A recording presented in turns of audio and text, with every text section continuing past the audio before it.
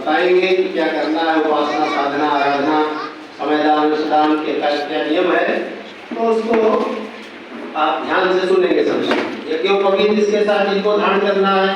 वैसे बिना यज्ञोपवीत से जो चाहे वो दीक्षा संस्कार हो सकता है, लेकिन यज्ञोपवीत के महत्व को अगर आपने समझ ही लिया है और आपके अंदर श्रद्धा जागृत हो गई, हमें यज्ञोपवीत भी पहनना चाहिए और हमेशा के लिए जो धारण करना चाहें वो यज्ञोपवीत धारण कर सकते हैं। उसमें 5 देवताओं का आवाहन, उसकी प्रतिष्ठा करके और आपको धारण करवा दिया जाएगा।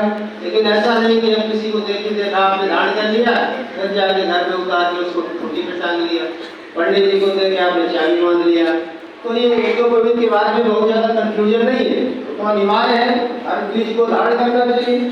द्विजत्व के मार्ग में जो चल पड़ा, जिसने अपने जीवन को भारतीय संस्कृति, देव संस्कृति की गौरव गरिमा के अनुरूप चलने के लिए, चलाने के लिए समर्थ कर लिया, यज्ञ पिता गायत्री माता को जिसने अपना लिया गुरुदेव के कहने पर, तो वो द्विजत्व की द्विज बन गया, दूसरा जन्म हो गया, दूसरे माता पिता, अध्यात्म में माता पिता से जुड़ गए, तो उसी को यज्ञोपवीत धारण करने का अधिकार है। और यज्ञोपवीत के बारे में बहुत ज्यादा कंफ्यूजन नहीं हो, तो बहुत कठिन नियम कैसे पालन होगा।